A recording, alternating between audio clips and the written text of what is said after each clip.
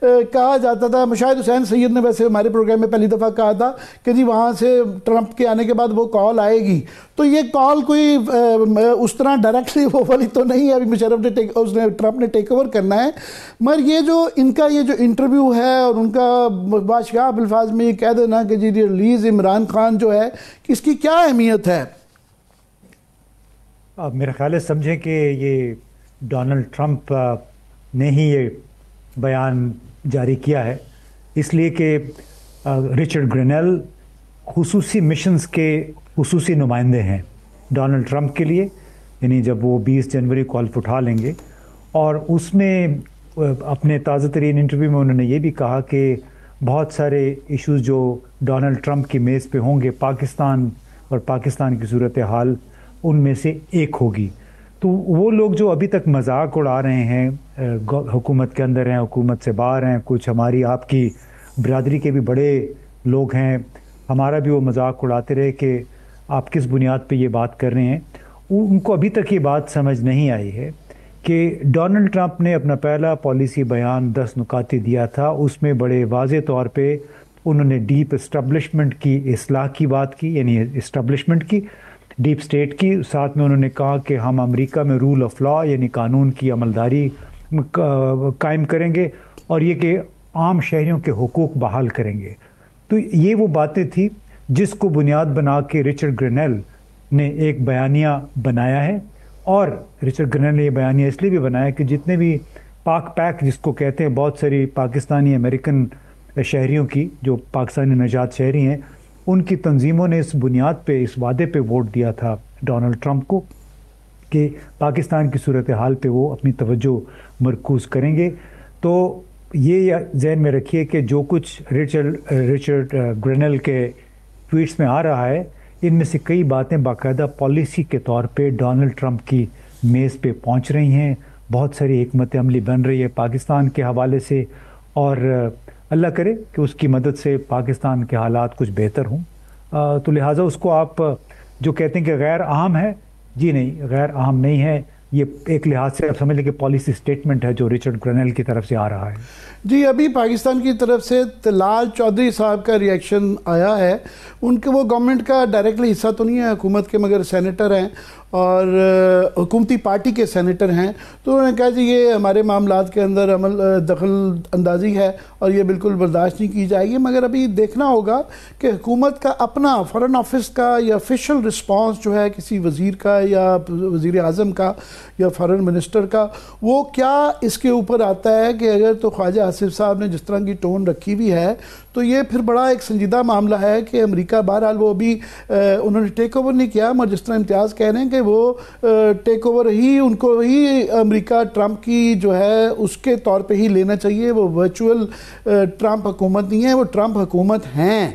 ایک تو ٹائمنگ کی جو تھی کہ جب کہ ہمارے وہاں پہ ڈیلیگیشن گیا ہوا تھا، تو جب یہ واقعہ بھی ہوا تو کیا یہ اخذ کیا جائے کہ یہ اس سچویشن کا ان کو پتہ تھا کہ اس کو ہینڈل کرنے کے لیے کیا گیا، یا ایک دم سے کوئی فوری نوعیت کا کچھ اس طرح کی انٹیلیجنس آ گئی کہ یہ کرنا پڑا، اور اس سے کیا یہ طالبان کو یہ میسج چلا گیا ہے کہ وی مین بزنس، اور یہ اس سے وہ باز آ جائیں گے ٹی ٹی پی کو پناہ دینے سے یا نہیں؟ دیکھیے عامر، ہمیں 2-3 باتیں سمجھنے کی ضرورت ہے۔ ایک تو یہ کہ افغان طالبان بنیادی طور پہ بہت قدامت پسند ہیں، قبائلی مائنڈ سیٹ ہے، جو پشتونوں کا مائنڈ سیٹ ہے، ان کو آپ زور زبردستی کے ذریعے یا پبلک میں بے عزتی کر کے، جیسے ہمارے کئی وزراء یہ کرتے رہے ہیں کہ پبلک میں آ کے کیمروں کے سامنے اپنا تمام تر ملبہ آپ افغانستان پہ ڈال دیتے ہیں، ٹھیک ہے، وہاں پہ ٹھکانے ہیں، بڑی ٹائملی ان کو انٹیلیجنس ملی ہوگی جس کی بنیاد پہ انہوں نے ہماری ایئر فورس نے وہاں پہ حملے کیے، لیکن جو صادق صاحب کا جانا تھا اس کا بنیادی مطلب میں یہ نکال سکتا ہوں، انٹرپریٹیشن اس کی یہ ہے کہ طالبان کی طرف سے غالباً یہ پیغام آیا کہ آپ آئیں، ہم آرام سے بیٹھ کے بات کرتے ہیں، لیکن یہ باتیں آپ کیمروں کے سامنے نہ کریں۔ تو اب میں یہ نہیں کہوں گا کہ افغان طالبان نے کوئی انفارمیشن فراہم کی تھی پاکستان کی سیکیورٹی ایجنسیز کو یہ جو حملہ ہوا ہے، لیکن ہمیں ذہن میں رکھنا چاہیے کہ کوئی 5-6 دن پہلے ایک طالبان کا بہت اہم فوجی کمانڈر تھا TTP کا، وہ بارڈر کراس کرتے ہوئے مارا گیا تھا۔ اس کے 2 دن کے بعد پھر انہوں نے ایک انتقامی حملہ کر کے ہمارے 16 فوجیوں کو شہید کر دیا۔ وہ ایک چیک پوسٹ تھی ہماری، جس کو انہوں نے 3-4 طرف سے گھیر کے ہمارے 16 افراد کو شہید کیا، 8-9 اس میں زخمی بھی ہو گئے۔ تو اس سے یہ بھی ظاہر ہوتا ہے کہ جو SOPs ہیں، یہ میں دوسری بات کر لوں کہ لگتا ہے کہ ابھی تک جو اسٹینڈرڈ آپریٹنگ پروسیجر ہے کہ ایک دور دراز علاقے میں آپ کی چیک پوسٹ ہے، اس کی حفاظت کے لیے آپ نے کیا کیا؟ کیا صرف باڑ لگا دینا کافی؟ وہ باڑ تو میرا خیال ہے کئی جگہ سے پہلے پنکچر ہو چکی ہے، اس کو کاٹا جا چکا ہے۔ تیسری بات یہ ہے کہ جو بار بار ہم یہاں سے کہتے ہیں کہ تمام تر مسائل افغانستان کے اندر ہیں، ان کے ٹریننگ کیمپس ہیں یا ان کے ٹھکانے ہیں، یہ ممتاز صاحب کی بات بالکل ٹھیک ہے، میں بالکل اس سے میرا اپنا بھی یہ خیال ہے کہ یہ تمام تر ملبہ دوسروں پہ ڈال کے آپ اپنی ذمہ داری سے خود کو بریوزمہ نہیں قرار دے سکتے۔ یہ چند حقائق ہیں جس کا ہمیں ادراک کر کے اس کے لیے حکمت عملی بنانی ہوگی۔ صرف یہ کہہ دینے سے کہ تمام ٹھکانے افغانستان میں اور یہ حملے وہاں سے ہو رہے ہیں، لہٰذا تمام تر ذمہ داری افغان حکومت کی ہے، میں سمجھتا ہوں یہ نامناسب ہے۔ مگر یہ ابھی تو جو ایک بالکل نیکسٹ لیول ہے کہ جس قسم کا یہ ہیومینیٹیرین کرائسس آ گیا ہے، امتیاز یہاں ہمیں یا تو اس کی کوریج نہیں اس طریقے سے کر پاتے، یا پھر بڑی سمپلسٹک ٹرم میں کہ جی بس یہ شیعہ سنی مسئلہ ہے۔ یہ کافی اس کی کمپلیکیشنز ہیں اس کے کہ مطلب وہ وہاں پہ سنا جائیداد کے جو تنازع ہیں اس کا ریکارڈ ہی نہیں ہے، اور مسلکوں کے کوٹا ریشو کے اوپر بھی وہاں پہ ڈویژن آف لینڈ ہوئی ہوئی ہے۔ یہ کیا مسئلہ کیا ہے اور اس کا حل کیا ہے امتیاز؟